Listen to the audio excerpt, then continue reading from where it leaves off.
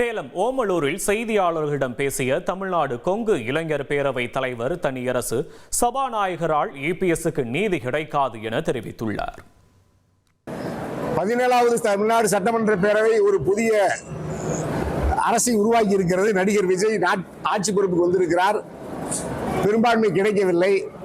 ஆனாலும் அவர் தந்த வாக்குறுதியில ஒரு சில வாக்குறுதிகளிலே அதுவும் தடுமாறி இந்த மின்சார கட்டணத்தில் 200 யூனிட் கட்டணமில்லாத மின்சாரம் என்பதிலே கூட ஒழுங்கு இல்லாமல் இப்பொழுதும் 400 யூனிட் என்கிறார்.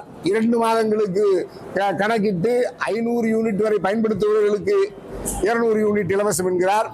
எந்த வாக்குறுதியிலும் தெளிவில்லாமல் ஏற்கனவே ஒரு வாக்குறுதியில சொன்னார், நான் ஆட்சி பொறுப்புக்கு வந்தால் வீடு இல்லாதவர்களுக்கு வீடு, கார் இல்லாதவர்களுக்கு காரு, இருசக்கர வாகனம் பைக் வேணுங்கிறதுக்கெல்லாம் பைக் தர்றேன்னு சொன்னாரு.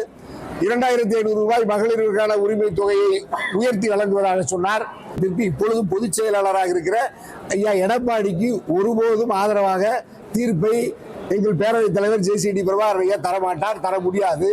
ஏனென்றால் அவர் சார்ந்திருக்கிற அவர் எந்த கட்சி அவரை சபாநாயகராக்கியதோ அதை அவர்கள் விரும்புகிறவரை அதை ஏற்க மாட்டார்.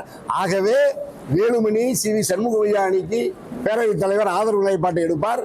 இந்த விடயத்தில் எடப்பாடிக்கு நீதி கிடைக்காது. ஏற்கனவே எடப்பாடி பல பேருக்கு நீதியை மறுத்தார். இப்பொழுது அவரே நீதி மறுக்கப்பட்டு தண்டிக்கப்படுகிறார்.